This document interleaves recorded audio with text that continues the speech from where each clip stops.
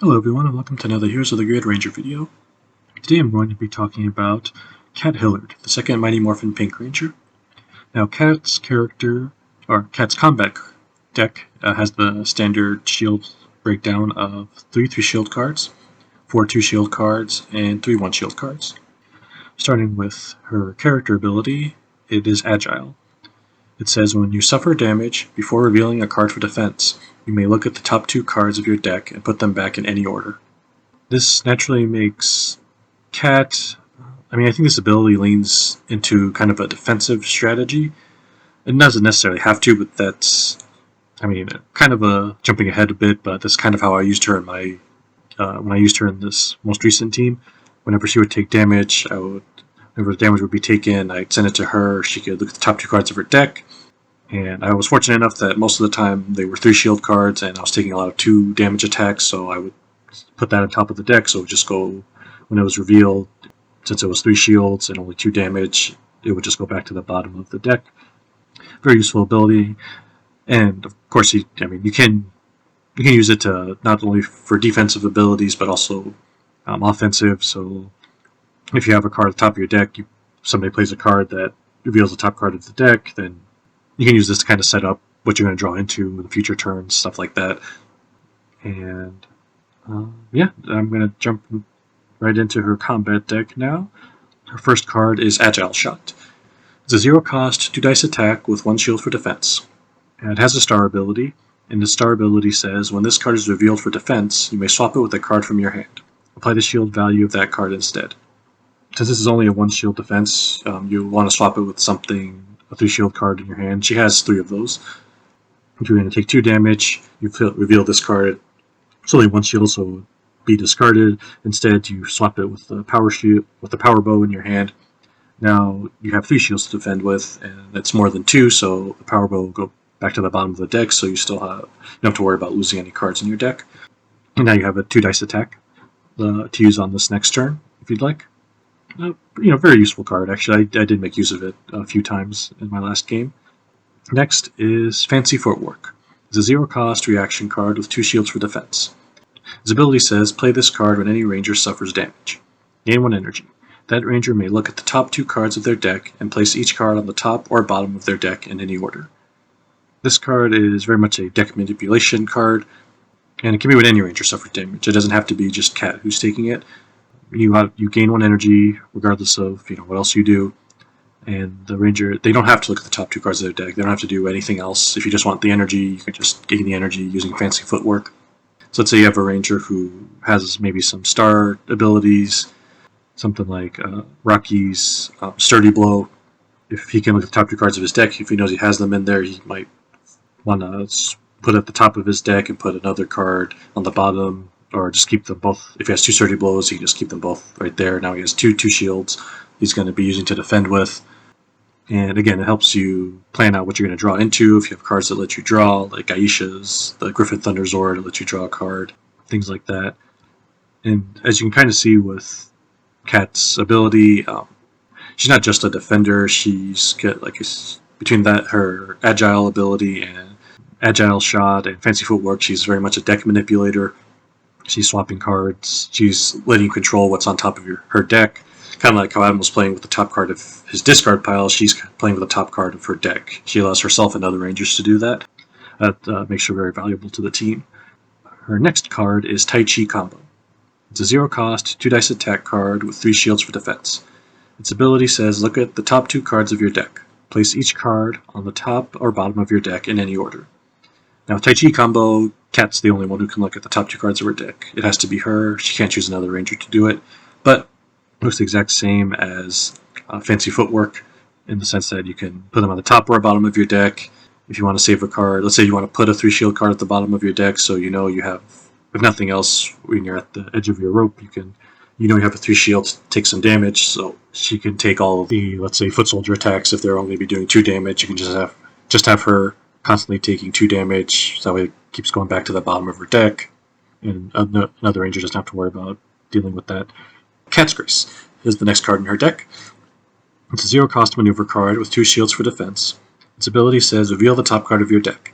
If it is an attack, you may immediately play it and add 1 die to that attack. You may place this card on the bottom of your deck instead of discarding it. This is kind of an exchange card. If you know what you're going to using Cat's defense, if you use her character ability, her agile ability to maneuver the top 2 cards of her deck, now you know what the top card is, so you play Cat's Grace, so you can play an attack card, let's say maybe Tai Chi combo. You get to add a die to the attack, and while you do kind of lose a card from the top of your deck because Cat's Grace, plays the card that you revealed, you don't really lose all. You really don't. It replaces itself because Cat's Grace now goes on the bottom of your deck. You don't have to put it at the bottom of your deck, but you may as well because it's another defense you have. And then if you use Tai Chi combo, you can look at the top 2 cards, the next 2 cards, and move them around as much as you want, and then Cat's Grace go at the bottom afterwards. So yeah, Cat's all about manipulating her deck. Next card is the Blade Blaster. An X-cost special attack card with 1 shield for defense. Its ability says this attack deals an amount of damage equal to the amount of energy spent to play this card. You may divide this damage among any number of targets. So the same as with all the other Blade Blasters. Can't choose an enemy card that's being guarded. And yeah, that's pretty much it. You just can't choose an enemy card that's being guarded. You can add dice to this attack, so in addition to whatever energy you spent, the damage, you can roll dice, and those dice will deal damage to that, to whatever the target is. Finally, her last combat card is the Power Bow, which is her power weapon. It's a 3-cost, 6 dice attack with 3 shields for defense. Its ability says ignore the guard keyword when choosing a target for this attack. So she rolls the most dice of any of the power weapons that this team that I used has. And it ignores the guard keyword. You can only target 1 card, but sometimes you just need to do a lot of damage to a single target, and this is the perfect card to do it. And yeah, just a really powerful, good card. Precise, very precision based. This doesn't really play into her strategy at all. It's just nice, to know if she does need to do damage, she can. It's good to have. Alright, next I'll talk about her Zord cards. The first is the Pterodactyl. Exhaust this card during a battle to gain 2 energy. A basic card. It's kind of like how you can exhaust an action token that you haven't used to gain 2 energy. This card lets you do it without having to waste the action token, so you can save that to recover or move to the command center if you need to. Her second Zord is the Firebird Thunder Zord. It says exhaust this card, shuffle any ranger's deck, then reveal the top card of their deck. Gain an amount of energy equal to that card's shield value. So unfortunately, you can't really use Cat's deck manipulation skills to guarantee that you're going to get the most energy possible with the Firebird Thunder Zord. Since this card forces you to shuffle the deck first, you really don't know what you're going to be drawing. But if you know that you have, let's say, I use the Firebird Thunder Zord in my game, and I chose Rocky because I knew he had all 3 of his 3 shields in there, and just 1 2-shield in the deck, so I used the Firebird on him, and sure enough, I was able to gain 3 energy because I drew one of his 3-shield cards, or revealed one of his 3-shield cards. And it's just a really good energy provider. If nothing else, you're always going to get at least 1 energy with the Firebird Thunder Zord. So it can, kind of like the Red Dragon Thunder Zord, it can be better than the Pterodactyl, or it can be worse, depending on what you get.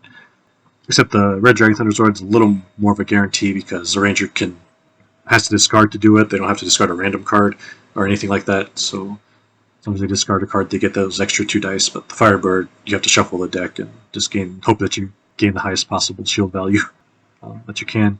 But anyway, still a really good card. The first card that she actually piloted was the Pink Crane Ninja Zord. Its ability says exhaust this card at the start of a battle. Deal 1 damage to an enemy card of your choice. The next time any ranger performs an attack during this battle, they may ignore the guard keyword. It does some chip damage, and then next time rangers attack, they can attack anything on the board. They don't have to worry about the guard keyword. It's very helpful. Ignoring the guard keyword is very beneficial to have in the game. This card lets you do it with ease without wasting a ranger turn or anything like that. Finally, the last card that she can use in the game is the White Shogun Zord. The White Shogun Zord's ability says, exhaust this card when any ranger plays a card. Reduce the energy cost of that card by 1. After that card resolves, that ranger may place it on top of their deck instead of discarding it. This plays really well into Cat's kind of deck manipulation. So if she plays her Power Bow, you can exhaust the White Shogun Zord. Now you're only paying 2 cost. You're only paying 2 energy to play the Power Bow. You can target anything on the board, and you're rolling 6 dice. And whether you take it out or not, now you don't have to do this, but you can place it on top of your deck instead of discarding it. I like when they give you the option to do it.